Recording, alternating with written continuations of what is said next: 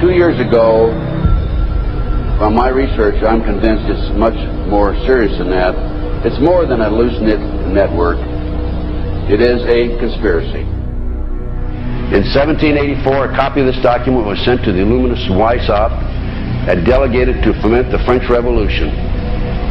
Mean the Illuminati was responsible for the French Revolution? Yes, absolutely.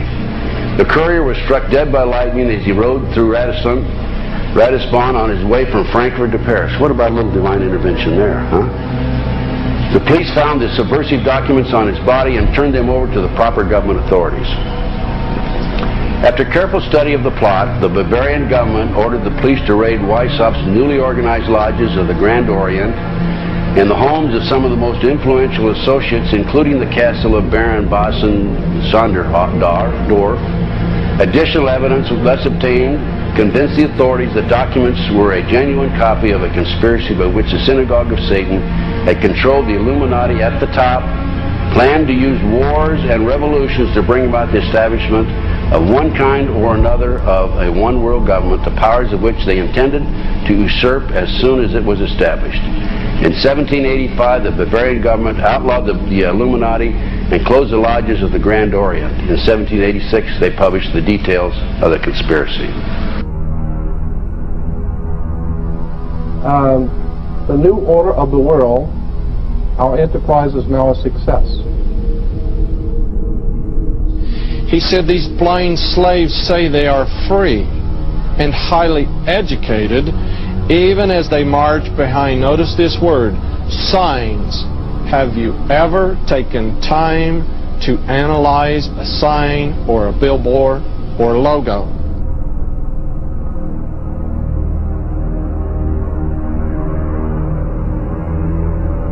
We'll start up here. In 1784, an act of God placed the Bavarian government in possession of evidence which proved the existence of the continuing Luciferian conspiracy. This explains the previous 9 pages, goes into it in detail. We don't have time to do it completely. Conspiracy. Adam Weishaupt, a Jesuit-trained professor of canon law, defected from Christianity and embraced the Luciferian ideology while teaching at Ingolstadt University. In 1770, the money lenders who had recently organized the House of Rothschild retained him to revise and modernize the age-old protocols designed to give the Synagogue of Satan ultimate world domination so they can impose the Luciferian ideology upon what remains of the human race after the final social cataclysm by use of satanic despotism. Weishaupt completed his task on May the 1st, 1776. It's a communist holiday, isn't it? May 1, 1776. The plan required the destruction of all existing governments and religions. In 1776, Weishaupt organized the Illuminati to put the plot into execution. The word Illuminati is derived from Lucifer and means holders of the light.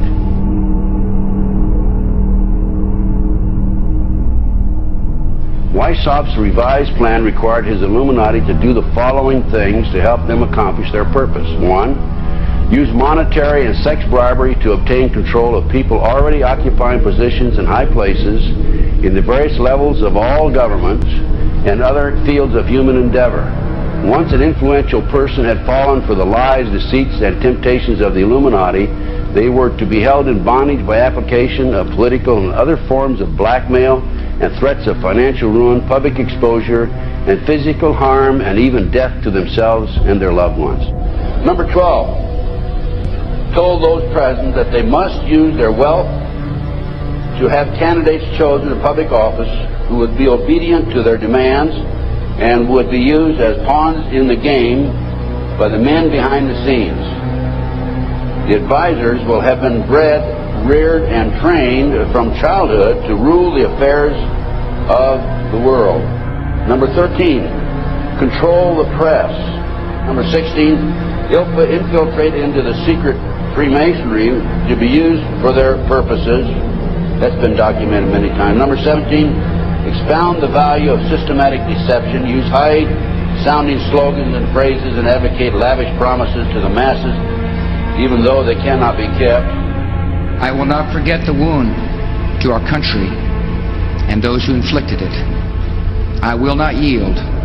I will not rest I will not relent in waging this struggle for freedom and security for the American people. So I don't know where he is. Nor, I just don't spend that much time on it. We will not tire. We will not falter. And we will not fail.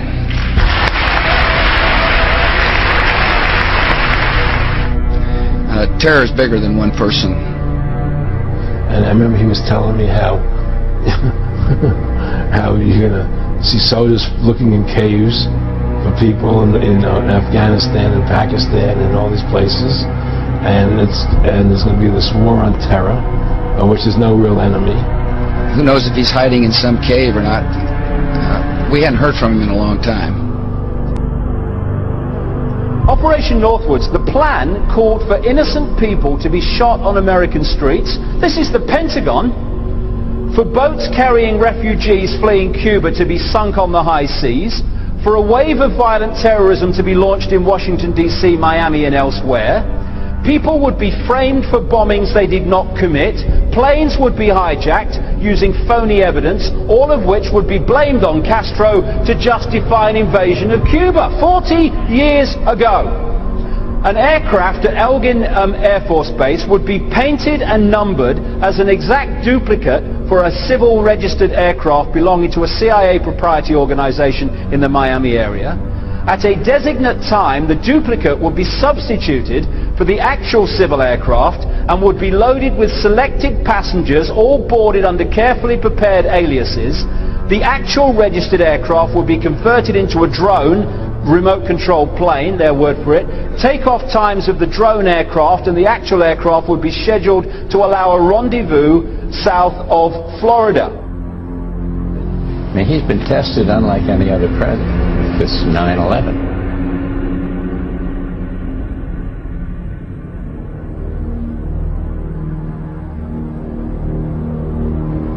We have in this past year made great progress in ending the long era of conflict and Cold War.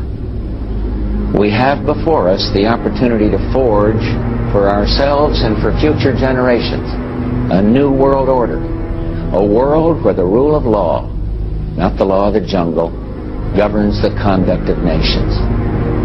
When we are successful, and we will be.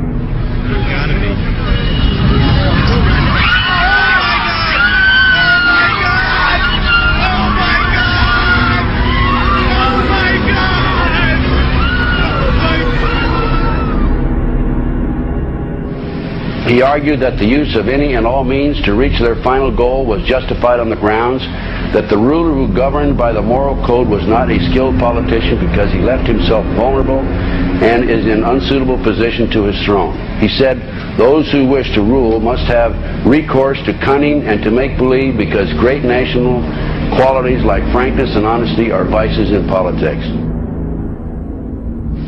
Fellow citizens, will meet violence with patient justice, assured of the rightness of our cause, and confident of the victories to come. In all that lies before us, may God grant us wisdom, and may He watch over the United States of America.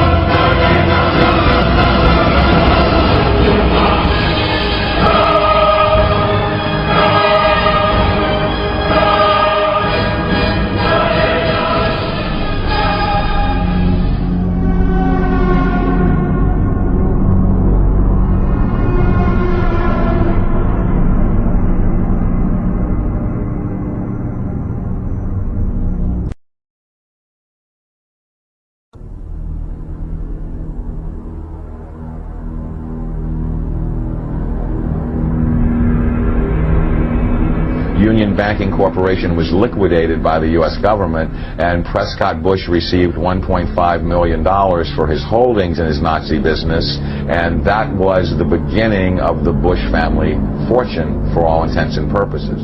George Bush takes his inspiration from what he learned in Skull and Bones and from the Thule Society that Hitler and Goebbels and Goring cut their teeth in, Bohemian Grove, these evil organizations that perpetrate the ugly things that these criminals are doing to this country, for which they must be held accountable. They are the most violent, dirtiest people on the face of the earth. Somewhere Americans are going to have to take their country back and start finding out who are these people. Who are these people we call our representatives, the Bushes. George Bush, the president, his father, went around the country talking about a new world order. The people who are running this country from behind the scenes do not care a thing about Americans or bloodshed anywhere.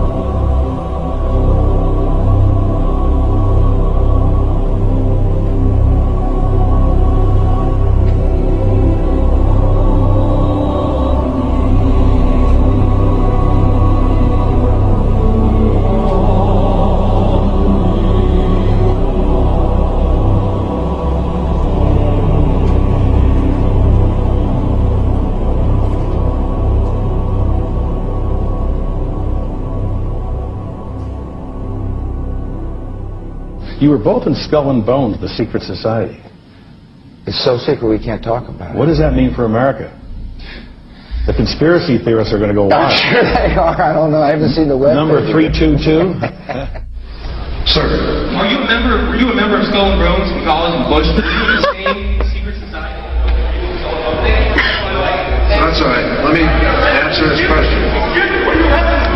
Whoa. Don't chase me. I said don't move.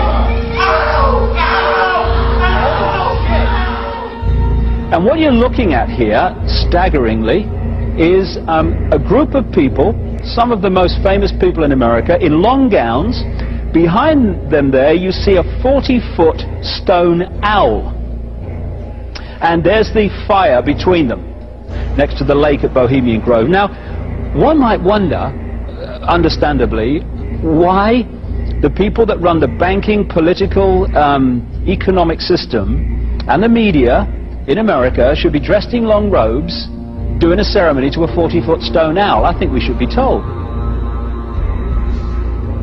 No doubt you'll be hearing about all the differences between John Kerry and George W. Bush.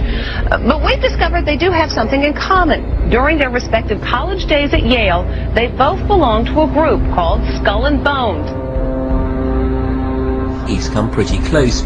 She was part of a team that successfully recorded part of the initiation ceremony that takes place in the Tombs courtyard. Okay, you have the doorway here. Yeah. Okay, then to the right you have a hedge, and then you have an evergreen tree. If you follow that line straight back, courtyard's in there. Ah, okay.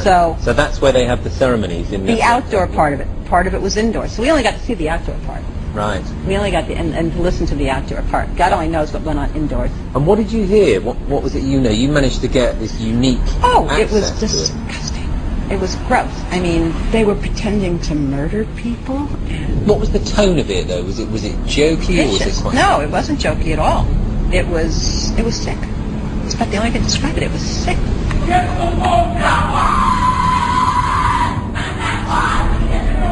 What you're hearing is the first recording ever made of the Skull and Bones initiation ceremony. It has never been broadcast before.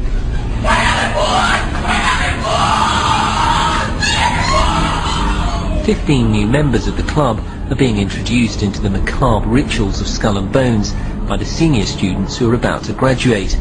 The club has what some might see as a strange fascination with death, skulls and bones. There's the chants too, difficult to hear first of all, but including the devil equals death, and death equals death.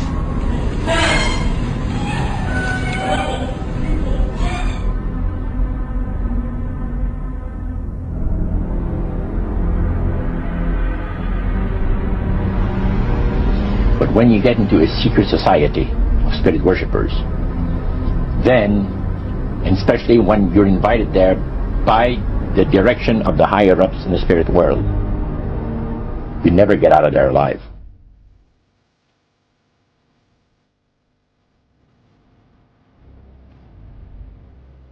And he told us, he says, look, we worship spirits. We worship Lucifer and all his angels. They're just as beautiful as they did before they were cast out of heaven. He says there was a misunderstanding in the whole thing. He said among the inhabitants of the galaxies. And he says our master was misunderstood. And they always praise the great master, Satan, as a super intelligent being that he is, beautiful to behold. And if he ever appears to you, you won't be able to look upon him because he'll be too bright.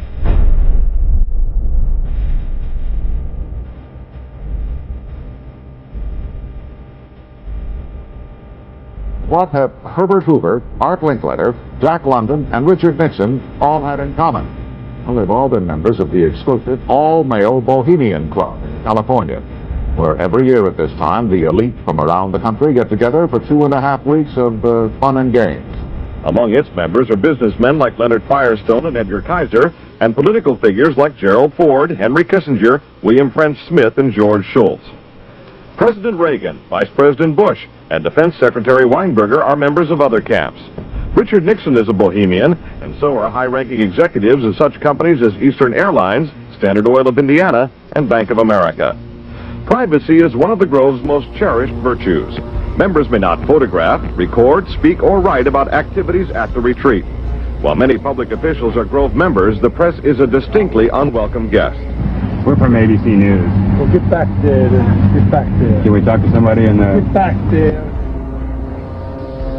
You see, for over 120 plus years in Northern California, in Sonoma County, on a 2,700-acre secluded redwood grove, leaders from around the world, prime ministers, chancellors, presidents, governors, again, the heads of industry, banking, academia, the media, Hollywood, travel there to engage in bizarre, ancient Canaanite, Luciferian, Babylon mystery religion ceremonies. We were inside 4 hours. That's only one day out of the 2 weeks that they meet there for the admitted Summer Fire Festival of the Bohemian Club.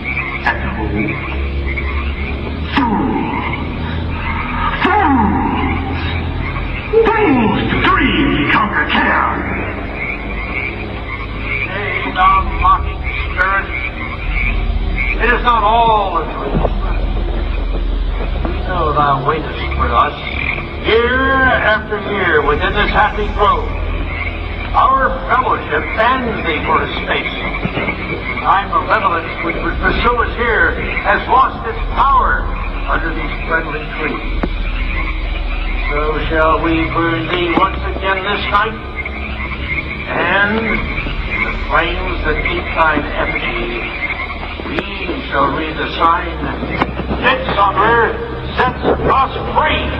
He shall harm me once again.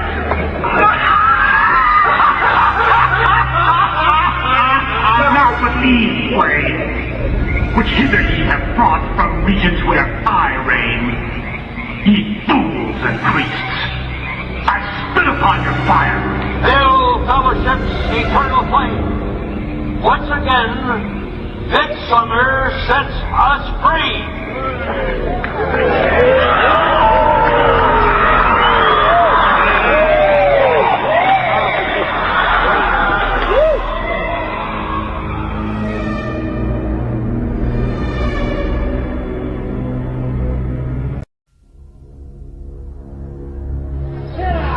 The Bohemian Club, as you say, the Bohemian Club, that's where all those rich Republicans go up and stand naked against redwood trees, right? I've never been to the Bohemian Club, but you ought to go. It'd be good for you. Get some fresh air.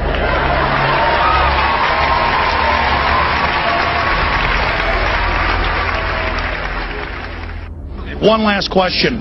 I read a Washington Times article many years ago where you had a comment about the organization, and then now it's been in the Wall Street Journal, it's been in a lot of different newspapers, and that's the Bohemian Grove. And back in, what was it, 1996, when you joined as a Clinton advisor, the Republicans were criticizing you, oh, what about Bohemian Grove? And then you countered them by saying, hey, I don't run around in the woods naked. What did that mean? Here is the before-mentioned Washington Times article where he said, I didn't run around naked like they do. I don't know what quote you're referring to. I'm not aware of any quote like that. Listen, I am a happy member of the Bohemian Grove. I like the folks who come there, and it's really inappropriate for me to talk about the group beyond that. Thank you. Have you been there for the ceremony with the cremation of care? Frankly, I don't think that's something I need to talk to you about. Really? That's right.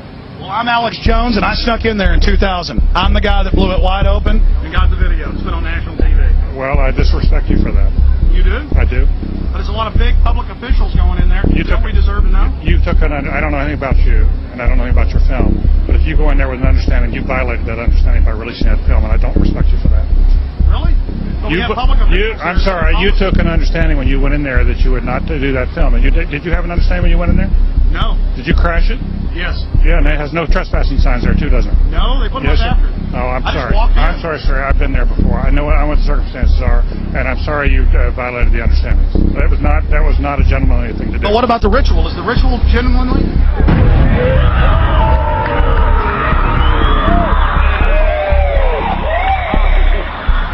Sir, everything. I don't owe you this comment. I know. This is what's called ambush journalism, and I disrespect you for that as well. So thank you and goodbye. You ever been in the ritual? That's none of your damn business.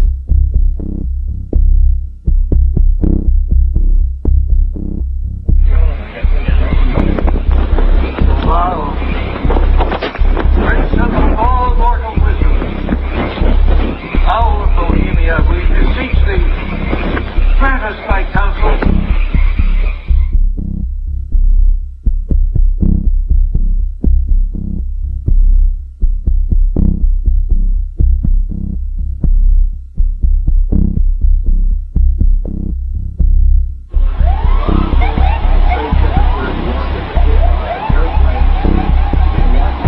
Oh my God! Oh my God! Oh my God! Oh my God! Oh my God! I told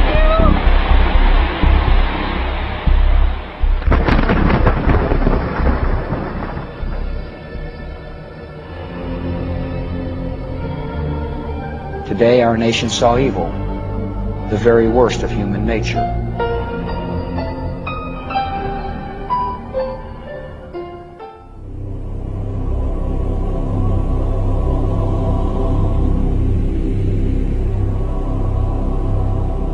They had exactly the same agenda, and that was for bringing in this New World Order. I heard George Bush talking at that time. He was talking to Bill Clinton, and I've since photographically recorded it and wrote it verbatim in our book. that when the American people became disillusioned with Republicans leading them into the New World Order, that Bill Clinton, as a Democrat, was going to be put into the office of president. This was decided in 1984. Actually, I'd heard about it even prior to that. But that, as of 1984, they were already discussing it as an absolute fact. The CIA is carrying out mind control on countless numbers of unwitting American victims. And he even went so far as to say the basic methods that they use in this mind control: hypnosis, drugs, and torture. Three parts policy that they had adopted there. The second one was to find a way of being able to get total control of people's minds. And that would be done by taking hypnotism out of the realm of the occult and introduce it as a new science for the benefit of mankind.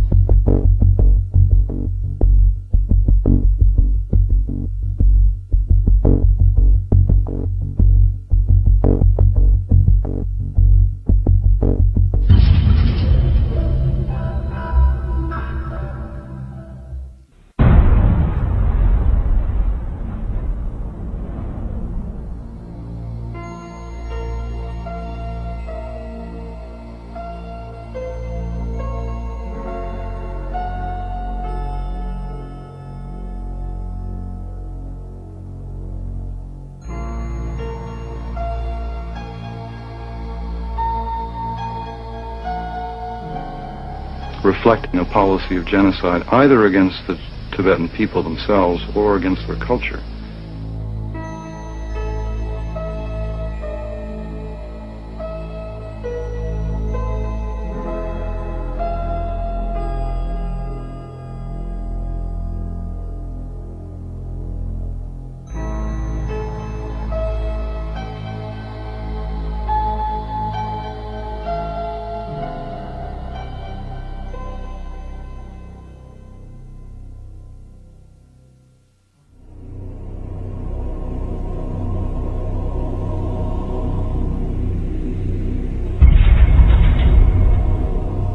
Once I realized I had met an honest, genuine, high-level Freemason who told me there were 13 levels of Freemason above the 33rd degree, and that these people were God. There was no God, they were God.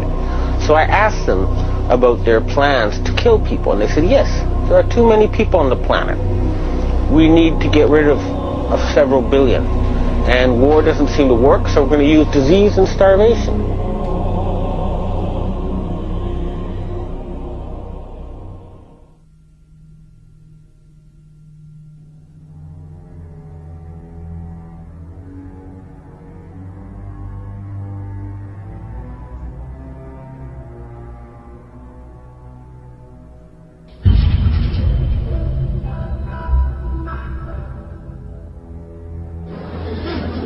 He knew what was happening, and he attempted to warn us when he left office. He told us, quite bluntly and in no uncertain terms, to beware of the military-industrial complex. And who is the military-industrial complex? It is the members of the Council on Foreign Relations, and since the inception of the Trilateral Commission as well.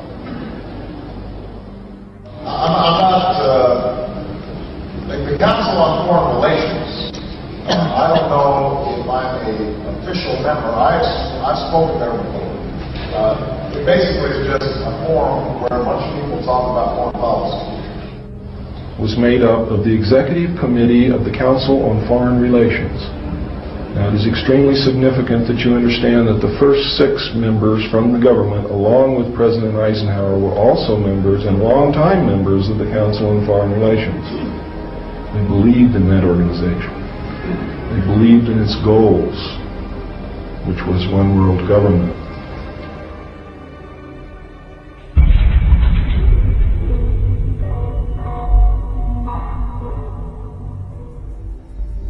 Number 15, create industrial depression and financial panic, unemployment, hunger, shortage of food, use this to control the masses or the mobs and use the mobs to wipe out all those who dare to stand in the way. Well, I'll tell you right now, every expert I talk to is talking about food shortage. And it's coming, I'm convinced. What were they? Because I'd never seen anything like that. And his statement was that if he told me, I would be one of few people in Madison, Georgia that knew about them. And he says their disposable coffins, they were stacked, he told me 15 high.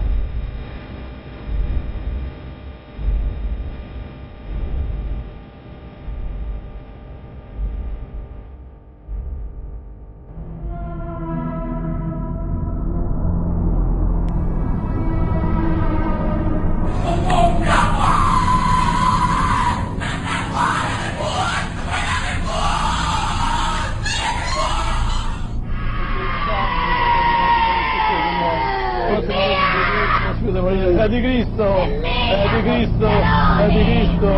Ecco, ecco.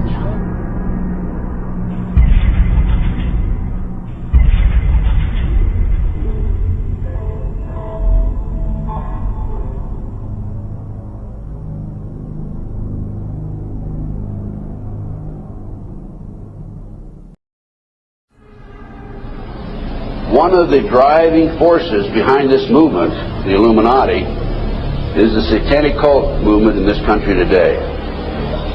So I began my little journey forward. And one of the matters that I developed information about was an individual I learned about was Aleister Crowley. He likes to have his name pronounced Crowley to rhyme with holy.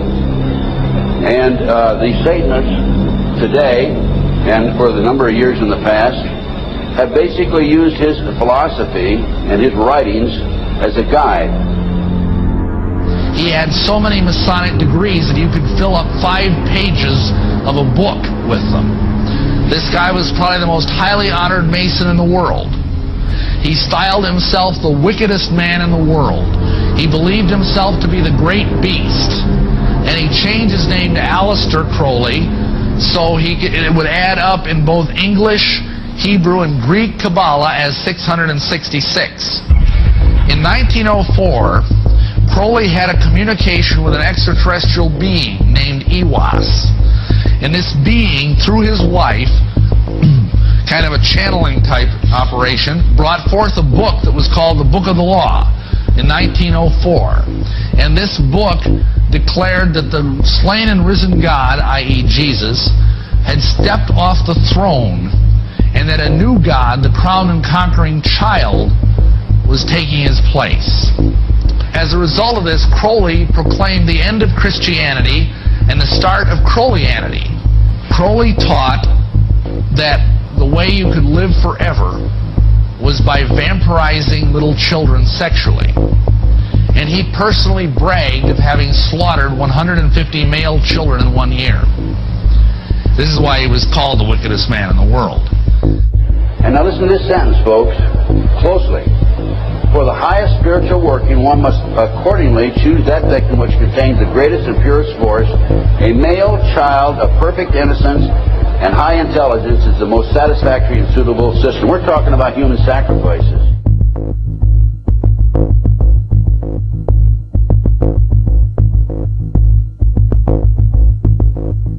And they'd also drug them up, and they'd take a sacrificial knife and they'd start from the chest and move all the way down to your abdomen.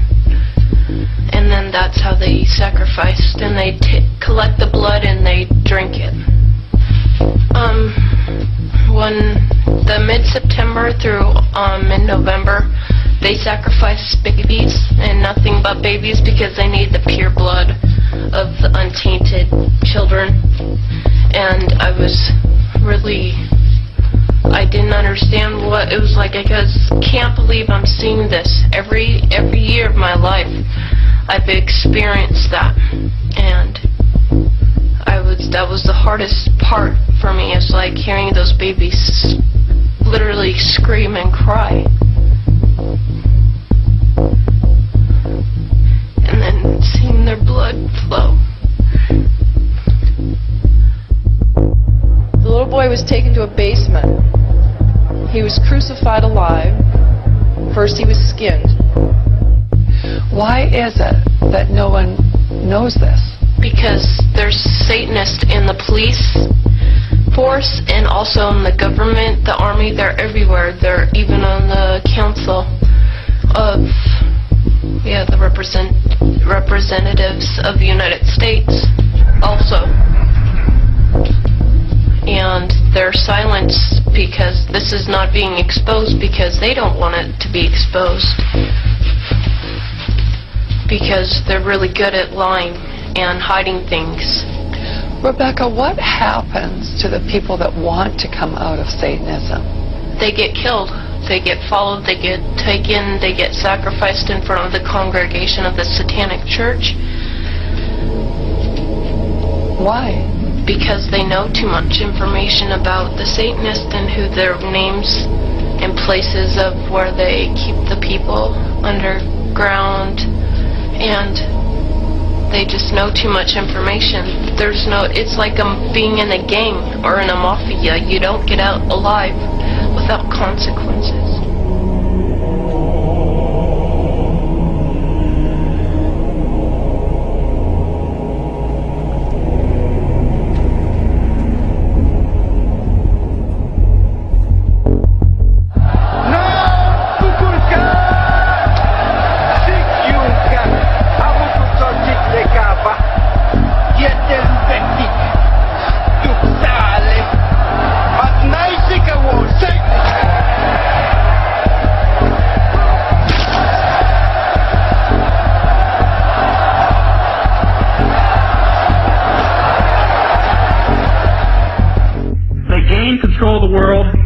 Bankrupting their own businesses.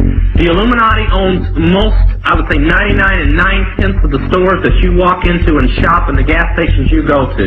And they are going to destroy them on purpose.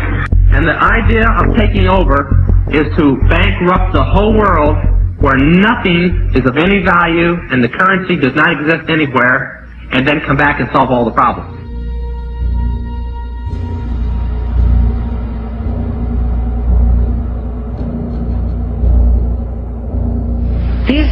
These guys who are manipulating my mind and programming me for mind control purposes claimed, and these criminals in control of our country as well, claimed to be gods, demons, and aliens in order that I feel totally helpless, in order that I felt like they were beyond my realm to affect.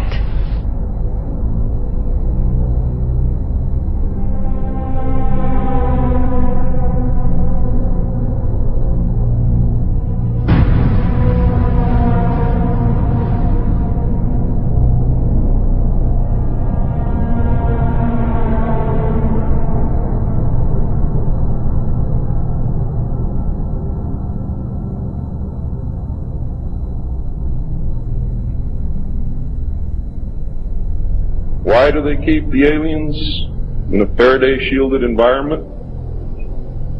Because they have a tendency to disappear right through walls. And if you can prevent the transmission of electromagnetic energy, you can stop them from doing it. Then, the medium said, we have a very special surprise tonight for you people. A spirit will manifest itself openly here in a few minutes. And right through the wall. Now the lights weren't terribly bright, but they were like living room lights. A couple of floor lamps, and maybe some of these. And that translucent being seemed to come right out of the wall. How did you feel right at that moment? It's almost like my heart stopped a little bit. Very weird feeling. It was a lady in a beautiful evening gown, swirling. And she said to Mary, my dear sister, you are so wonderful to have asked for me.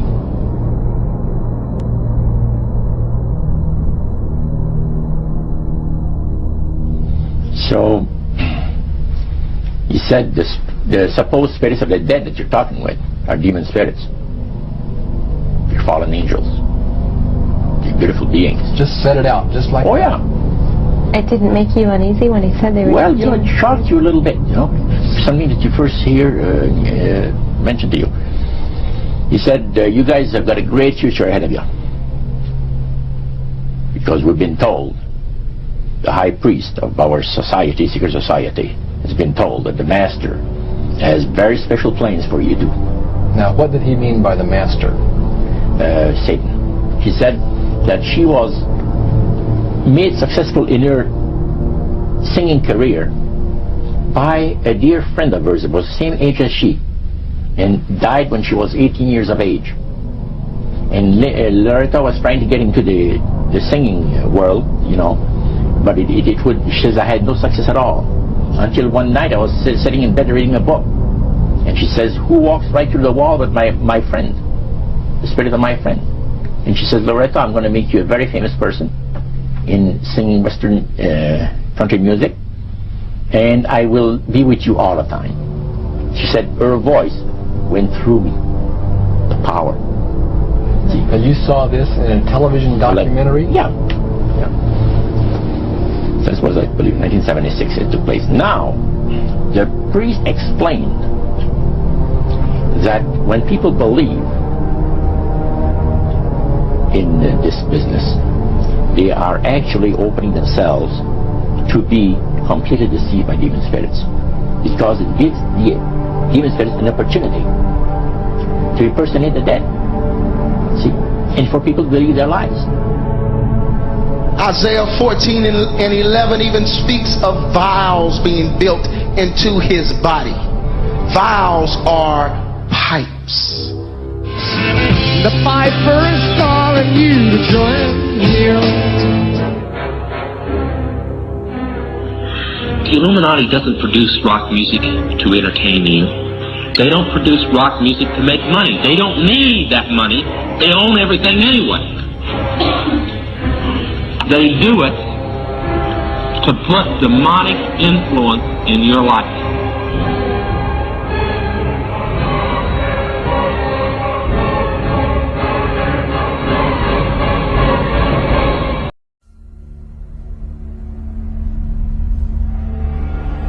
Prominent men, meeting in secret, who directed the course of civilization, are recorded in the writings of all people.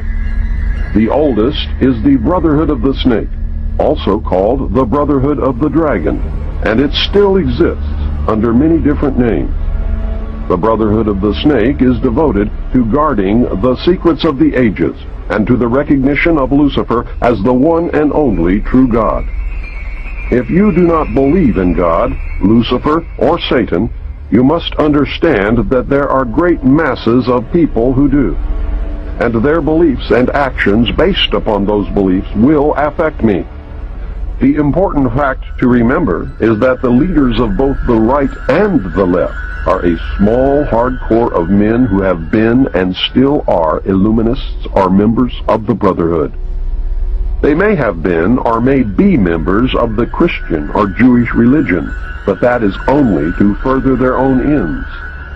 They are and always have been Luciferian and internationalist. They give allegiance to no particular nation, although they have used, on occasion, nationalism to further their causes. Their only concern is to gain greater economic and political power. The ultimate objective of the leaders of both groups is identical. They are determined to win for themselves undisputed control of the wealth, natural resources, and manpower of the entire planet. They intend to turn the world into their conception of a Luciferian totalitarian socialist state. In the process, they will eliminate all Christians, Jews, and atheists. You have just learned one, but only one, of the great mysteries. But now it had to change. Lucifer says we have to make sure that people, humans, get to believe that Satan and his angels do not really exist.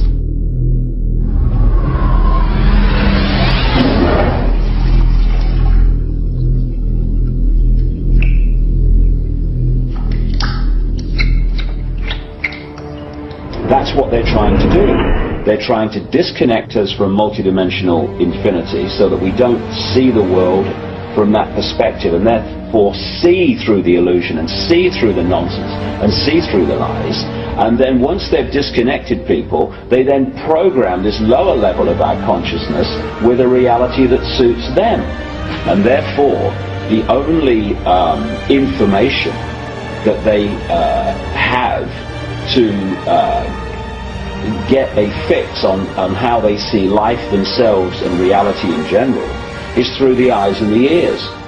And who controls that? The Illuminati control that.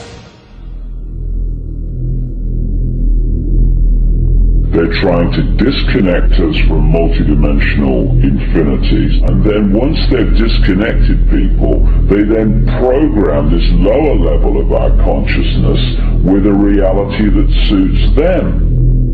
If there's a reality out there pertaining to any alien influence, we need to sort out the government misinformation and disinformation and mind manipulation techniques that they're using. I know for a fact that the plan is to make all of us feel totally helpless.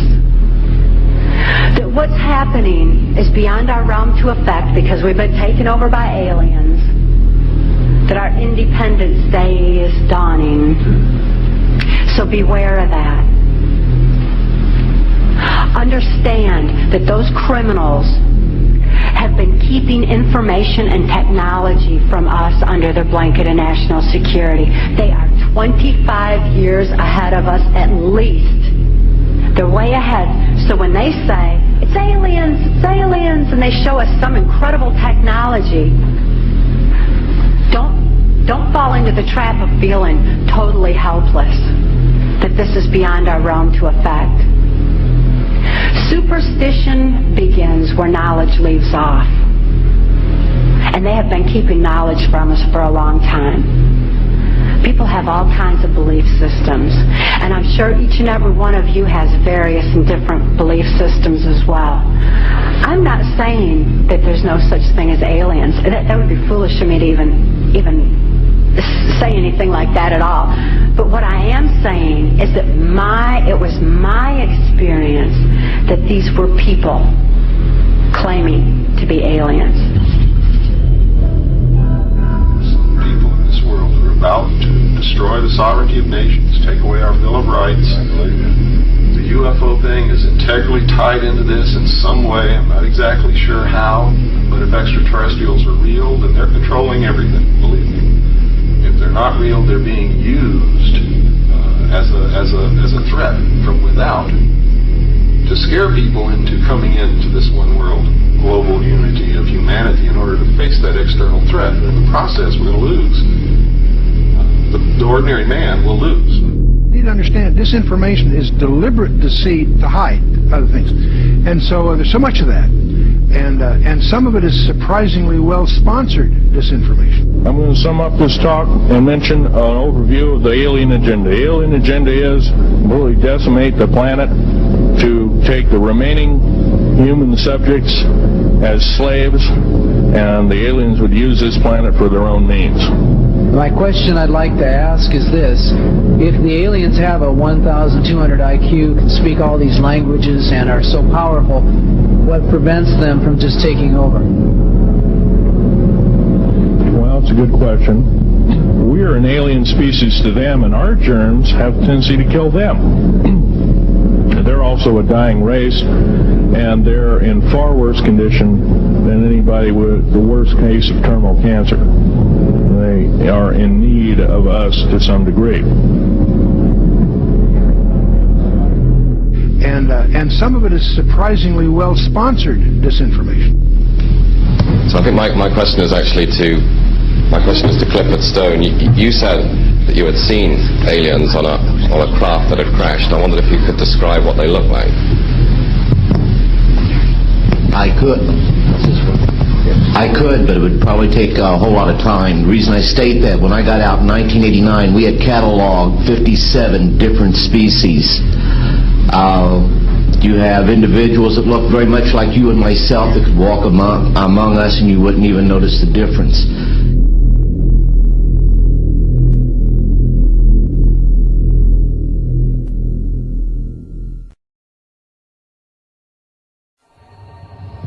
The situation is that you have various types of what we normally call grays. We didn't call them grays in the military, but you had at least 3 types of the grays. You had some that were much taller than we were.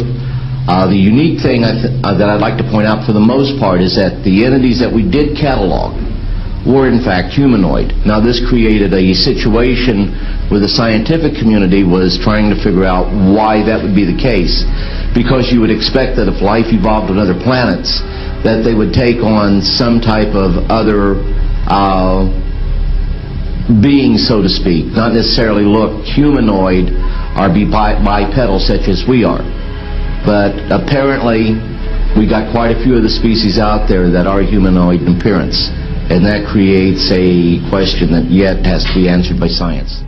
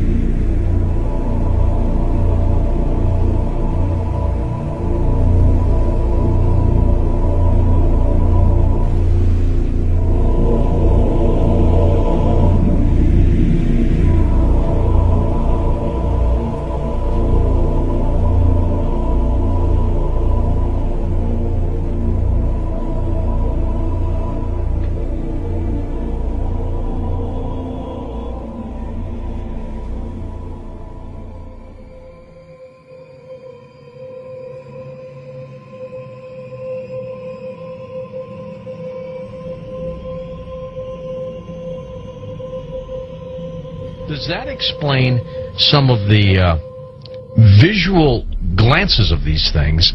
They seem to just simply disappear. They're gone. Exactly. I mean, they're appearing out of nowhere and then disappearing right in front of people, and that's why scientists who have no access to grind, they just say that it doesn't make that much sense. And also, if they're just trying to observe us, to take account of what we're doing on Earth, I mean, after a while, after so many months or years or centuries, it kind of gets old. They either would take us over, or they've already discovered all the information they need to know about Earthlings, and so they're just going to take us over or make first contact and just sort of do what they need to do next. To endlessly observe us, it doesn't make any sense. It's something where, and also see if we have all these sightings, as you know much better than I do. Where are they landing? We don't see them getting out to get anything to drink or to eat. We don't see them. They've never tried to make contact with any large amount of people in a major city, and so this doesn't. And also all the endless medical procedures that the people who have claimed to have been abducted why the endless medical procedures? I mean, if we're talking about such an advanced race of alien beings, they don't need to do that over and over and over again. Interesting perspective. Let's talk about some of the facts out there of evidence that may support your conclusion that the UFOs are spiritual phenomena, not physical, like so many other people also believe. What can we pinpoint again? Well, again, it's something where you cannot have a material or a physical being penetrating the ground, penetrating the water, appearing in front of people, then disappearing instantly, and then also changing colors, sometimes only when they're accelerating, with every color in the spectrum has been recorded. Many UFOs coming and making one UFO breaking apart and then going into multiple UFOs.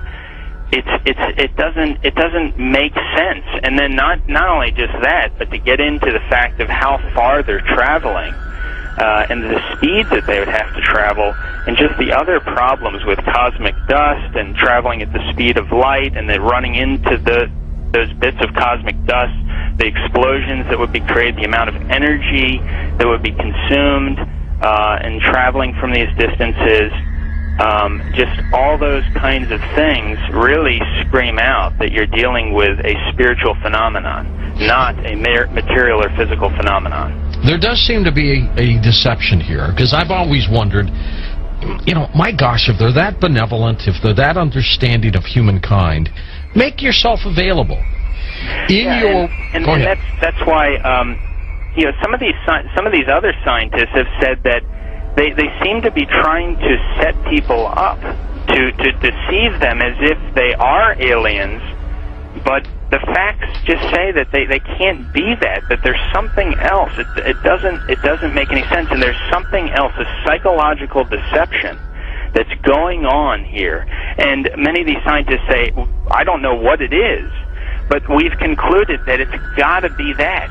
It's got to be something bigger is going on here than just them trying to show people that, yes, here's a UFO that you're seeing now, we are aliens, that there's got to be something else going on here, on top of the fact that the characteristics of them show that they just cannot be some material or physical craft.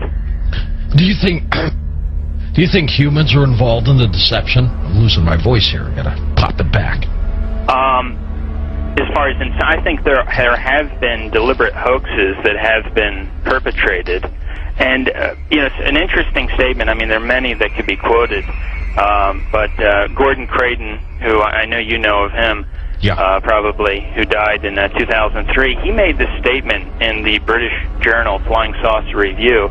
He said, quote, "There seems to be no evidence yet that any of these craft or beings originate from outer space."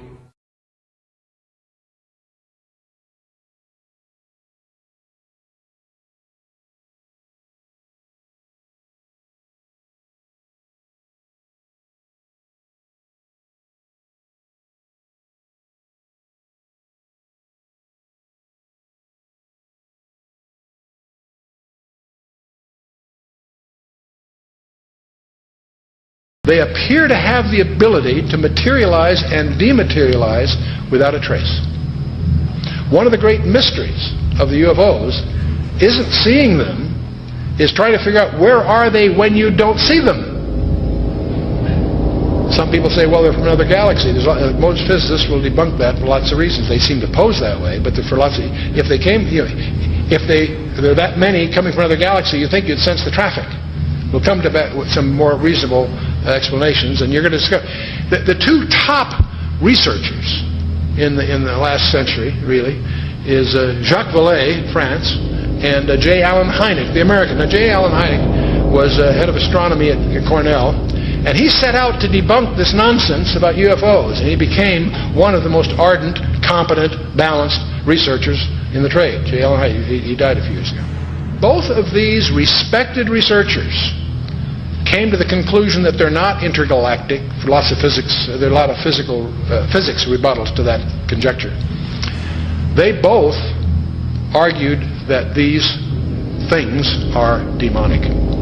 Their term. They've written many, many books. You can check them out. These are not religious people. They're not people with any kind of personal agenda.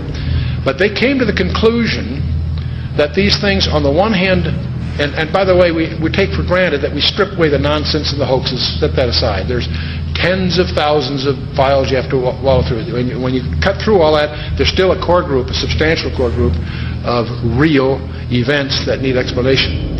And so on the one hand, they exhibit physical properties on the one hand. On the other hand, they also violate all physical laws. And so the conclusion that both J. Allen Hynek and Jacques Vallée and others have come to is that they're hyperdimensional, that somehow they come from another dimension. Period.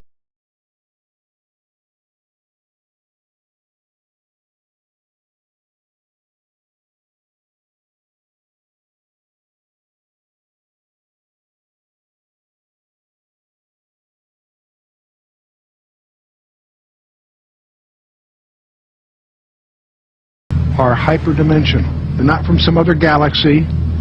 They also both concluded they're hostile because they pretend to be something they're not.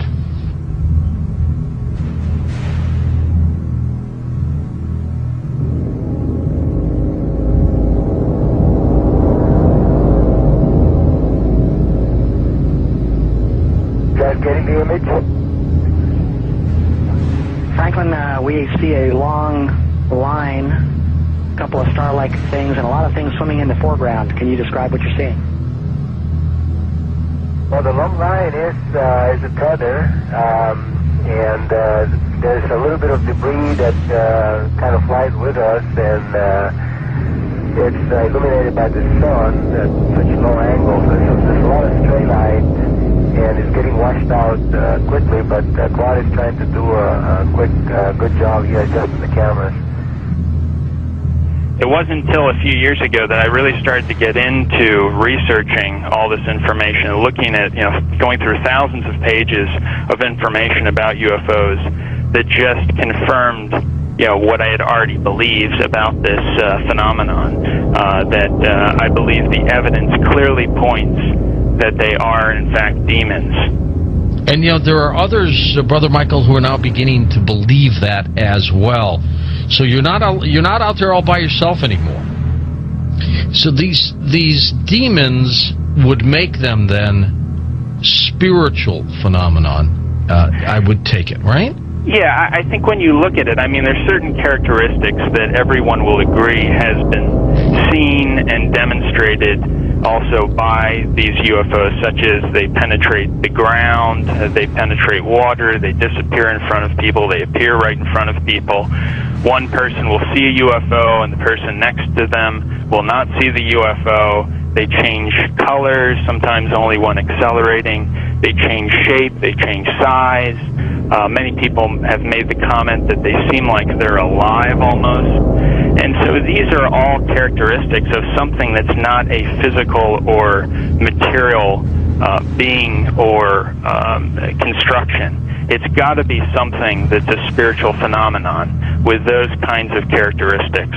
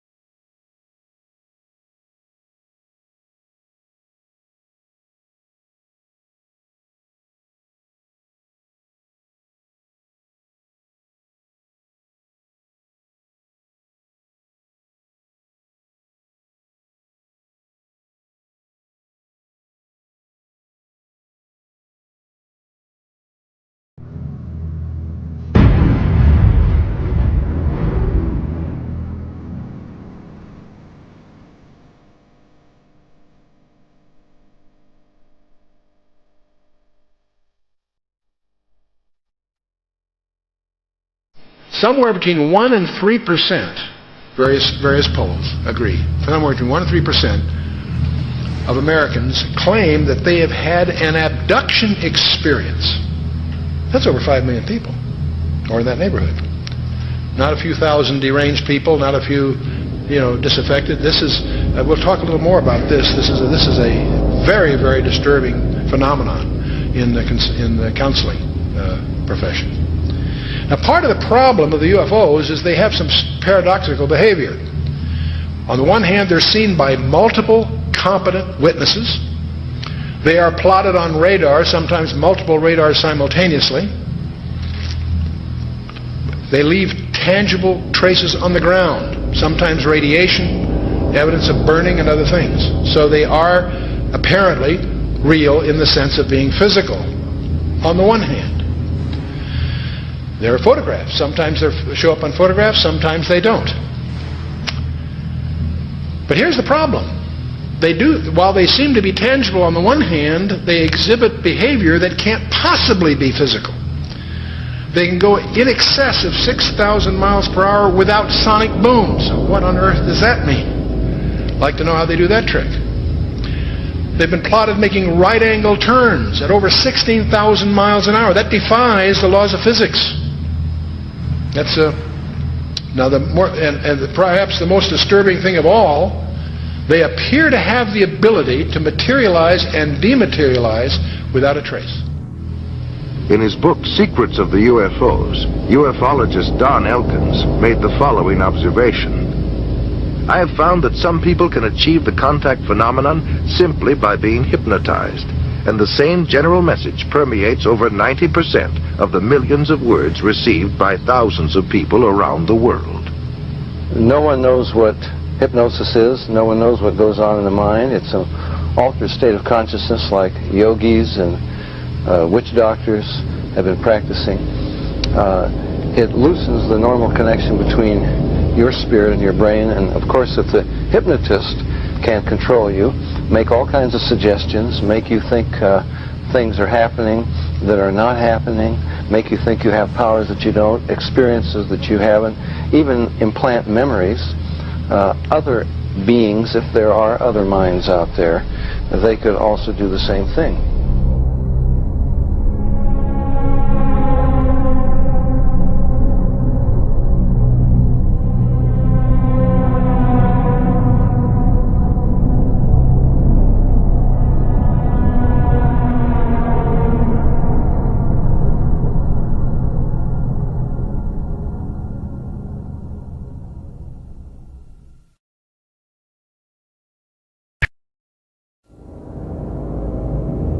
Interesting is that there was a huge satanic ritual that was performed on the very spot where Area 51 happened by this Jack Parsons, and in which they had this magical ceremony called Babylon Working, and it was designed by Aleister Crowley, who was a Satanist who called himself the B666. Yes. And the purpose of this series of magical ceremonies, which was performed on the spot of Area 51, where it's now located, was to unseal an interdimensional gateway, they said. And so in this, they hoped, would allow other entities, known as the, quote, old ones, access to our space-time continuum.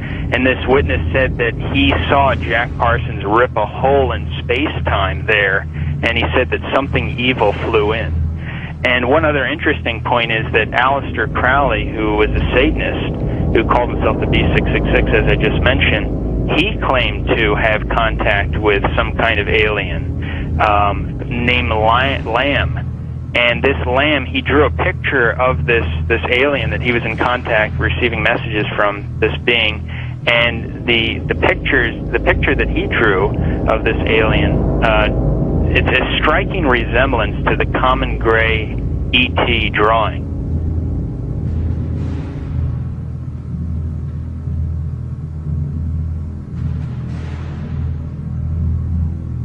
And obviously they have the secret base there where advanced aircraft is being tested. And so it's not one or the other, it's actually both.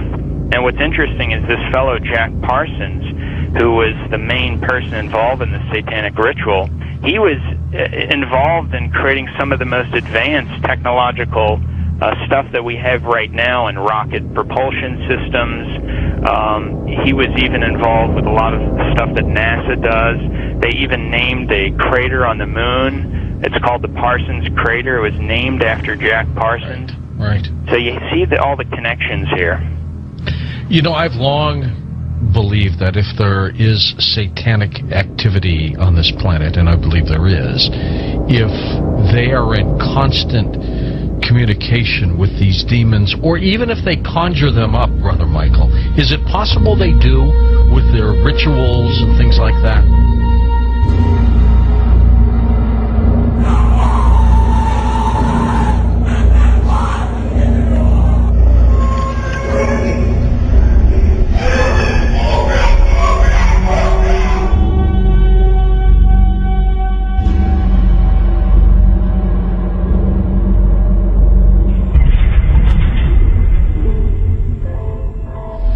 The chief advisor to Queen Elizabeth I, Sir John Dee, he was a Kabbalistic black magician.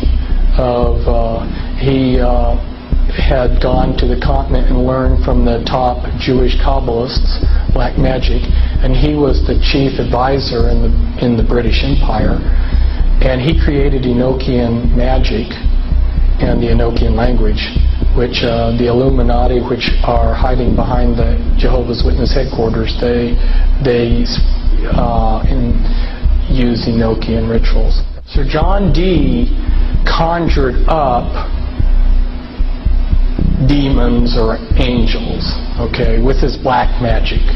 The beings that he conjured up, there were pictures drawn of them, and they look identical to what we call gray aliens. Okay, I tell you something. And then I visit with debriefing people that came out of high levels of the Illuminati, and these different types of aliens are participating in Illuminati rituals.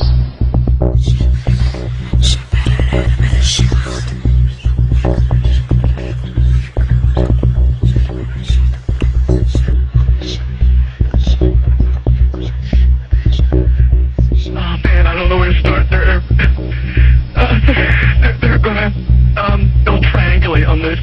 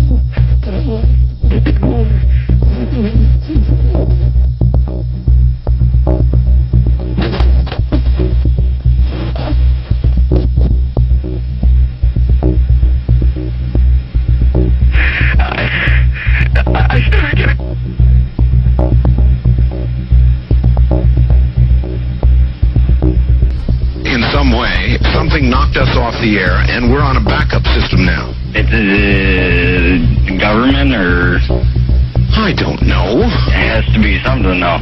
Well, did you hear? Now you tell me, because you were listening. That was awful strange. There was a really weird guy on the air when it went off. Yeah. Hello. You didn't disconnect me before, did you? Were you on earlier tonight?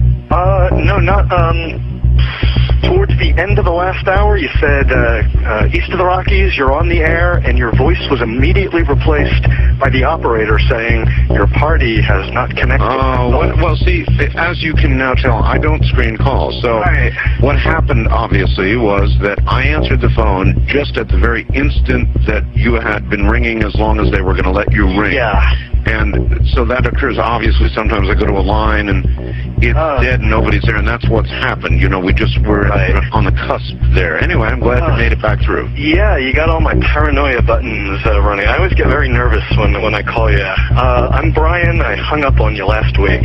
Oh, I see. And I just figured, damn the torpedoes. I'll just do this and let the chips fall where they will. All right. Everybody, I am the Area 51 caller. That's my statement, and let you or whatever tear it apart. You claim you're the Area 51 caller? I am the man. How do you account for the fact, Area 51 caller, okay, that part of the way through your spiel, the satellite went down? I have no idea, and it scared the heebie-jeebies out of me that night. I've called a number of times on your specialty line nights doing different, kind of wacky characters, and I didn't know what you wanted me to do. I knew it was very difficult for me to prove to you, but I just thank you for your patience in dealing with me up to this time.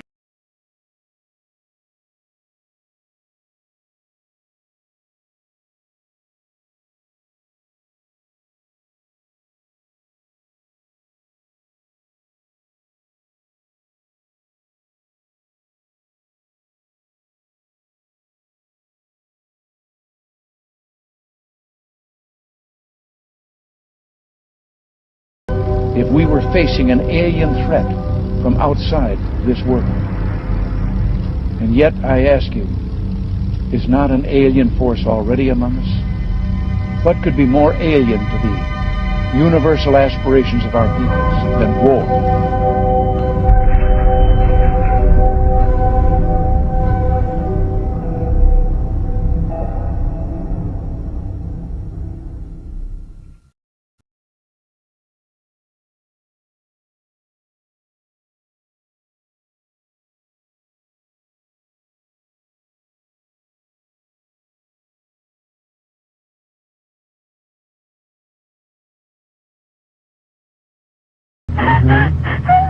We bind all the powers of darkness, don't you worry. Who are you? Who are you? The Keeper? Rebecca? Rebecca, Keeper, get out of the way. I command you to stay out of the way. Rebecca? Yes? Say, I, Rebecca. I, Rebecca. Want love.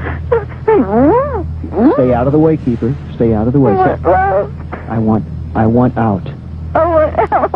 Say, I put my trust. I put my trust. In God. In God. In God. Stay out of the way, Keeper. God. Libera, mamma mia, no, maligno, è Cristo più forte. Caccialo via, di la verità. Di la verità.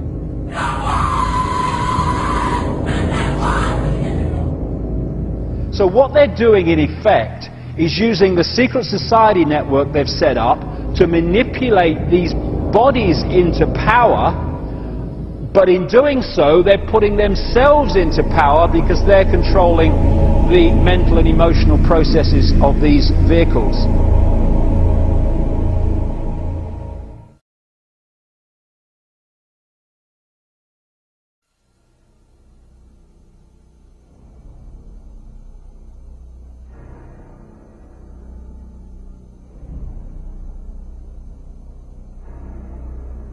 There are many different kinds of entities that do not have a human form, that operate just outside of human sight, and history has recorded them as demons and all this stuff. But the reptilian part of it seems to be very significant to the controlling systems on the planet today.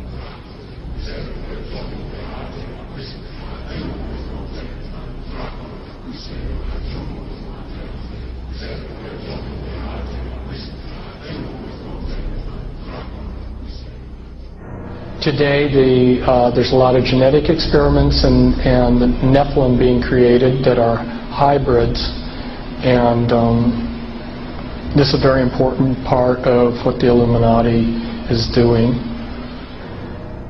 And they have been intermarrying with what the public calls aliens.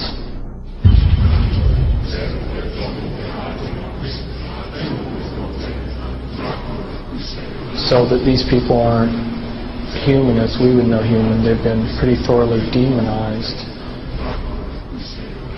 Bottom line is I have concluded that there are no good aliens. The aliens are demons, and we've got a mixture going on of demons and flesh and blood, and we've also got other genetic experiments.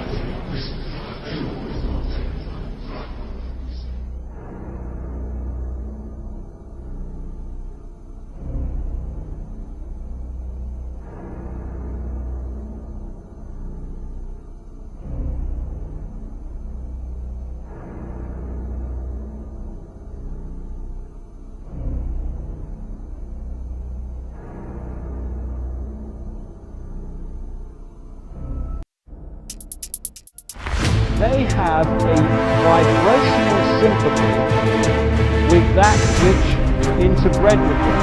And this doesn't have to be physical and Remember, a demon gets a little spooky picture. There are a fallen angel, an unclean spirit. They can assume any form or go into anything. I have concluded that there are no good aliens. The aliens are demons.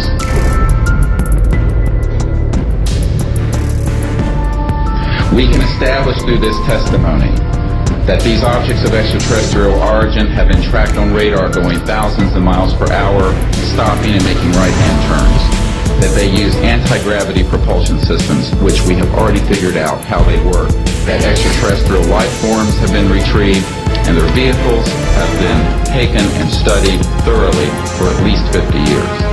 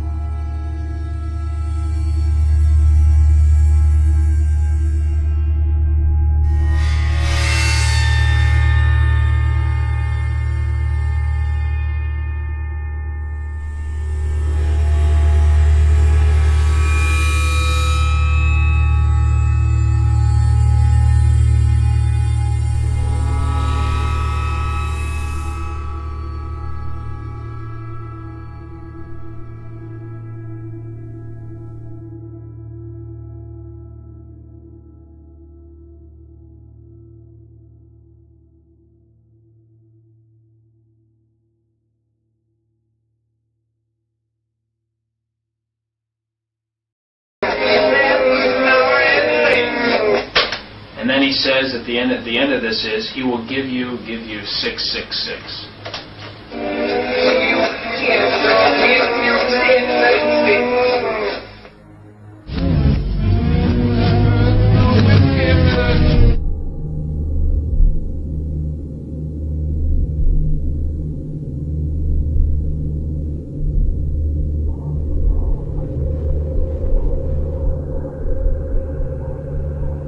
Behind them is a cult of evil, which seeks to harm the innocent and thrives on human suffering. Evil has found a willing servant.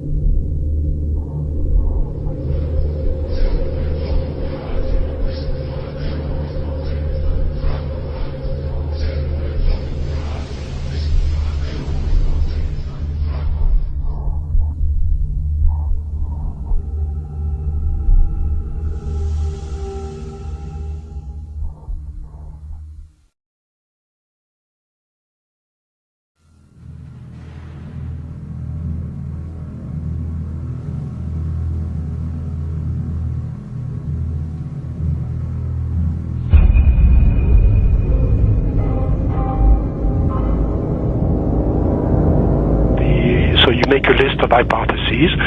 This is obviously not a natural phenomenon, and the extraterrestrial explanation seemed to be the best one. Why shouldn't we know that there's got to be life throughout the universe? So why shouldn't it be able to come here? Especially since there must be civilizations there that are thousands, if not millions of years ahead of us. But then, as you get more and more data, you realize that's not what the witnesses are describing. What the witnesses are describing is something that, in many cases, comes out of nowhere, disappears into nowhere. There are cases of objects becoming transparent on the spot, physical objects, material objects. And I have no question that people have said, well, Vallée doesn't believe this is physical. Well, of course it is physical. It's material at some times, but it can also change shape. It can also merge with other objects, and it can also disappear on the spot. Well, if it does that, then it could be from anywhere, anytime.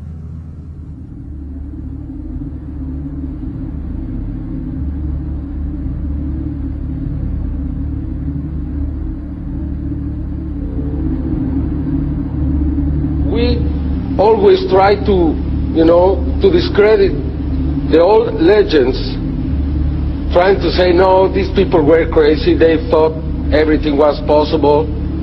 But now we have the videos, and that's the big difference. Could you believe there are videos now of probably angels in the sky?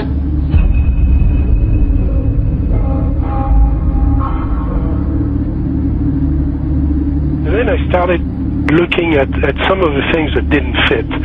And one of the things that I had to ask is, when did this actually start? Every UFO book starts with, on June 24, 1947, Kenneth Arnold saw something about Ukrainians. Well, that's not really true. I mean, we have data from the 30s and the 20s and from 1896 and 1897 all over the United States, and then you can go back in history. And many people don't want to hear that. They want to hear that this is, if you follow the first level extraterrestrial theory, then ETs, discovered us when the atom bomb went off and they came here to study us. Well, that's not what the data says. So when did it start? And I found an enormous wealth of data going back to medieval times and even before. Of course, as you go back in history, you lose the cultural context, and it's harder to understand the data. But in medieval times, there were records, especially the records of the church, that were kept very, very carefully about strange phenomena. You know, the skeptics are always saying, well, give us your best case and we'll take it apart. There is no such thing as one best case in any field. You have to look at an accumulation of cases and look for patterns, and then that's how the phenomenon reveals itself to you.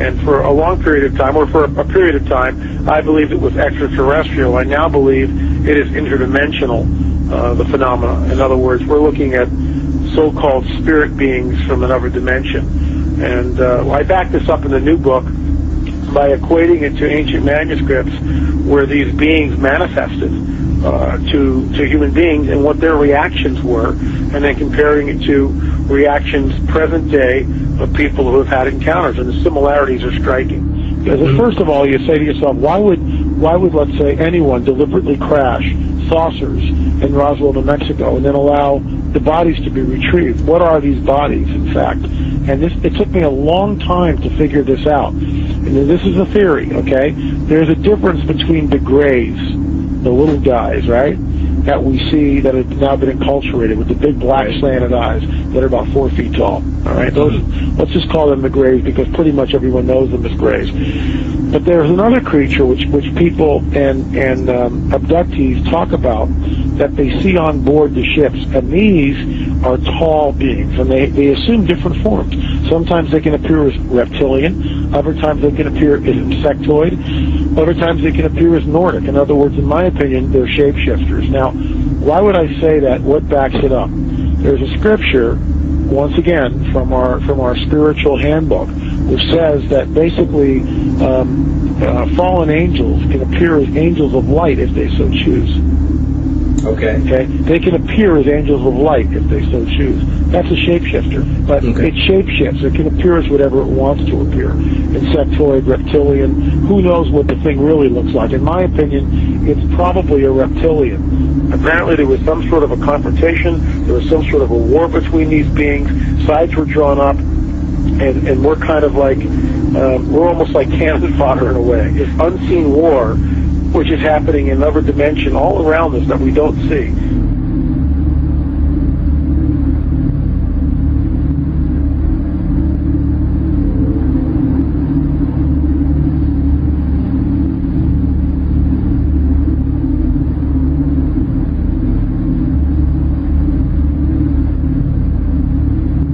So my point is this: what if the Greys are nothing more than some sort of a biological suit that enables the demons, let's say, to interface in this dimension? That's what I think the Greys are. That's why they're expendable. Me thinking, I wonder if there's some sort of like a biological clone or some sort of a, you know, a body, if you will, that these demons could interface, inhabit, and then, of course, move about in this three-dimensional time-space continuum.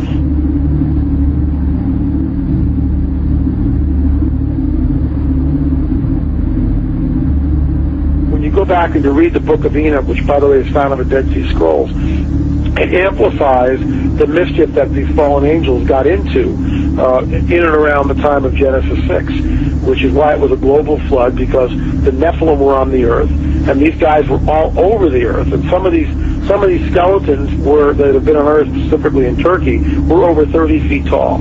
As we pushed west in Ohio and different places, they found mounds, and they would do primitive archaeological digs.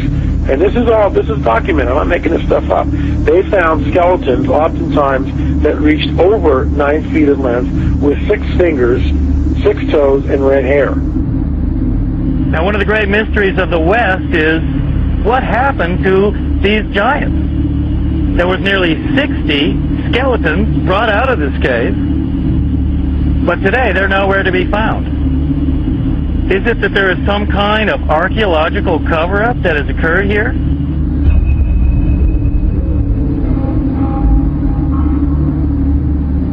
The main point is that that term is used of angels, fallen angels, and the offspring of those fallen angels with human women has produced a hybrid called a Nephilim. In the Hebrew, the term means the fallen ones. Also, the term is gigantes, which doesn't mean giants, it means earthborn. There was a gene pool problem on the planet Earth. Is that where the Bible then says that Noah was perfect? He wasn't perfect as a his generations. Verse 9.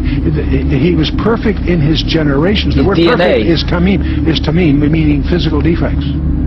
You know, when you see something like that, it's overwhelming. It will change your worldview. And is that the coming great deception that ancient manuscripts warn us of? Here's a prophecy from 2,000 years ago, that what is coming on the earth will be so bizarre that even the elect would be deceived if that were possible. An object videotaped by many and seen by thousands over several nights in the Arizona sky in 1997. Major sighting here.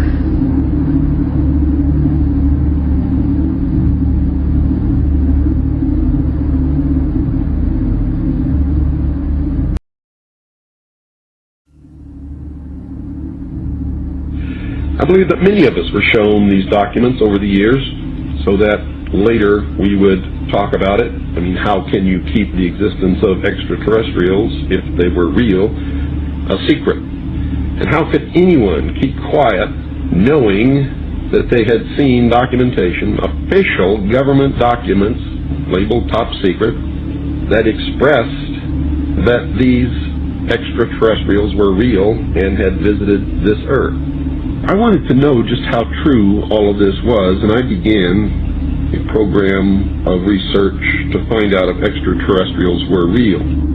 What I discovered was amazing. What I discovered, ladies and gentlemen, is that there has been a plan in existence to create an artificial extraterrestrial threat to this earth in order to create a one-world totalitarian socialist government. All the bombardment of the public with movies about flying saucers in the 50s, right after the United Nations Treaty was signed and the UN Participation Act was pushed through Congress, and all of the incidents since that have convinced the majority of the American people that flying saucers are real and extraterrestrials exist, and that flying saucers are from an extraterrestrial origin. This is being promulgated in many ways, by television commercials, in the movies, in the newspapers, by creating incidents either real or imagined.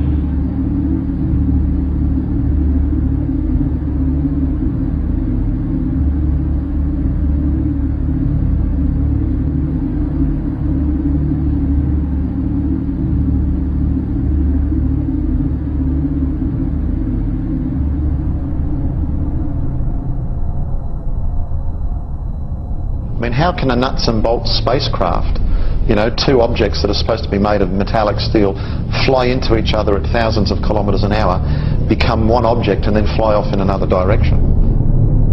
He says the UFOs do not seem to exist as tangible, manufactured objects. They do not conform to the natural laws of our environment.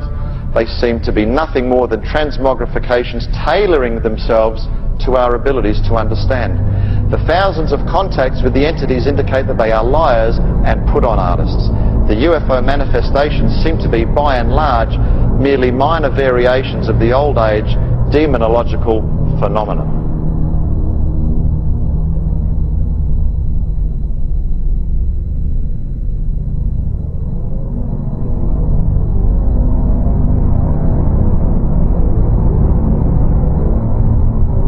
And again, the researchers will show you that the messages being received are deceptive in nature.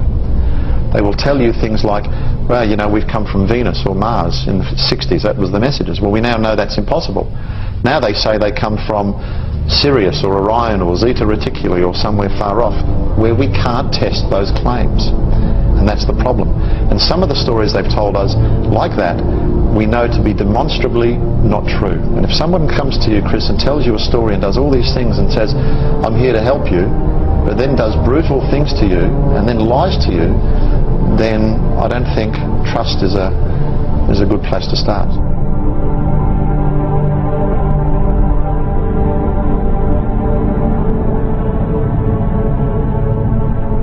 There is no evidence, I wish to emphasize, that these life forms from elsewhere are hostile towards us.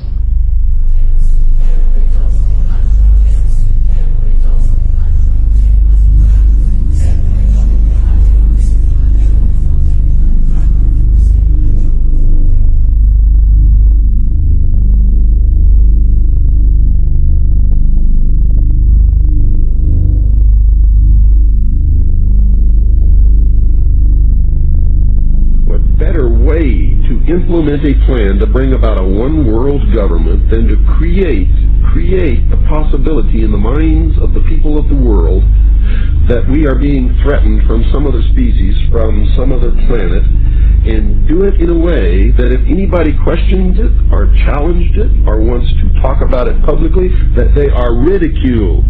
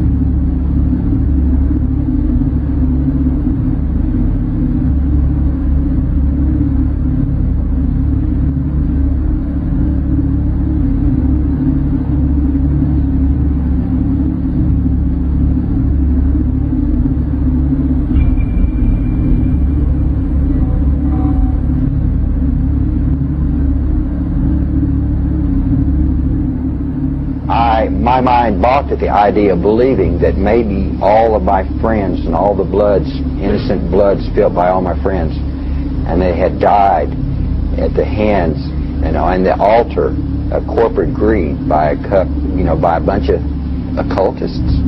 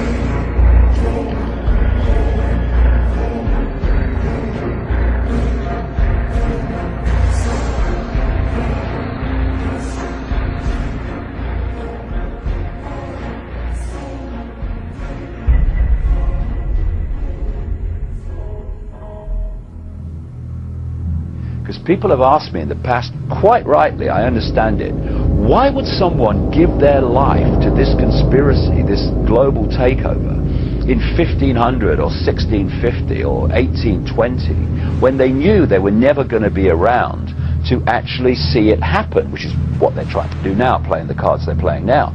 The answer to that is they were just vehicles. These entities are the common force passing through history.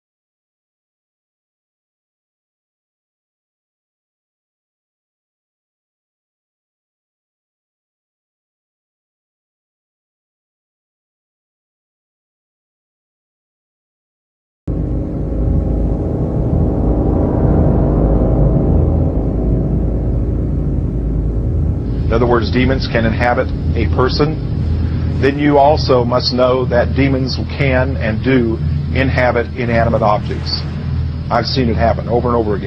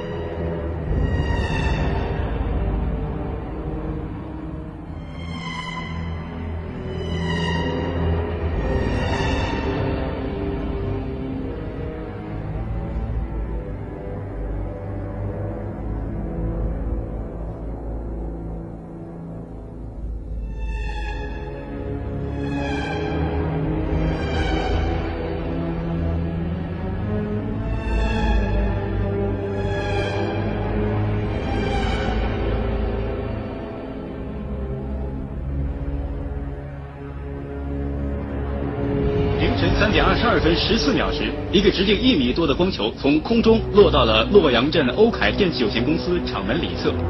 落到地面后，这个光球就不停地抖动，约45秒钟后，抖动加剧并开始变形，长出圆形的四肢后，迅速向厂区移动。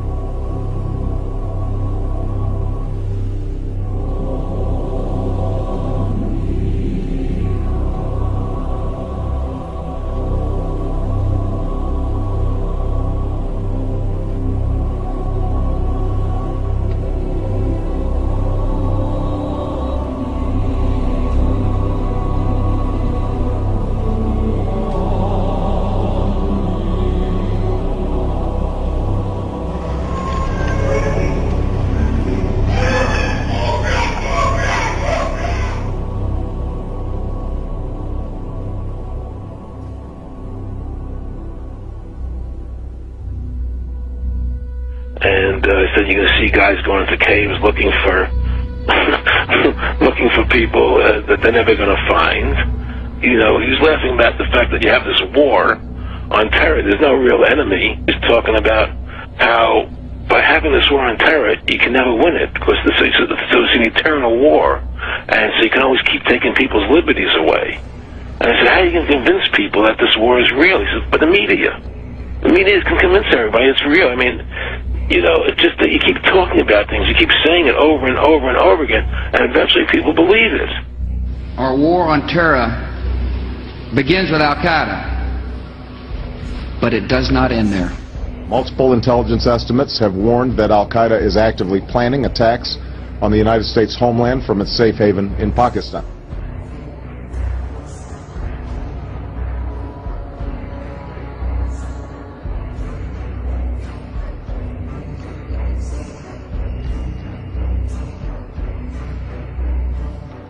The last time you had an actual president was Kennedy. Ladies and gentlemen, the very word secrecy is repugnant in a free and open society.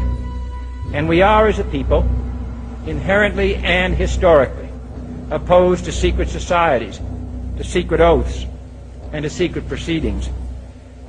Even today, there is little value in ensuring the survival of our nation if our traditions do not survive with it.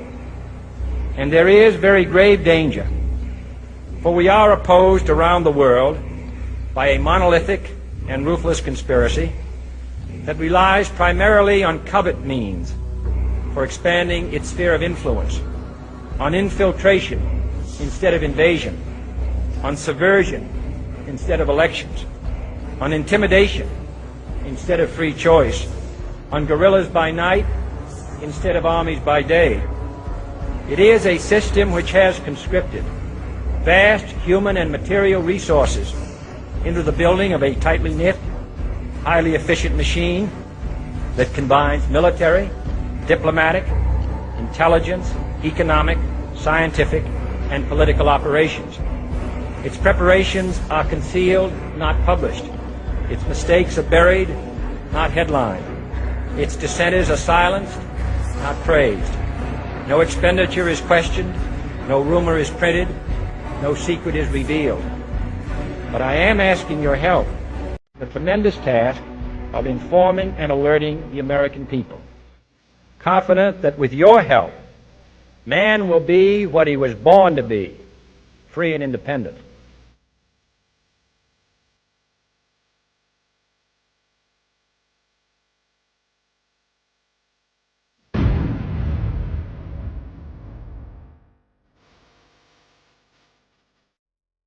For I have complete confidence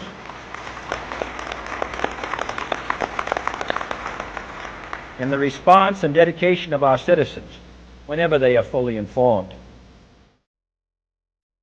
When we are successful, and we will be, And we will be.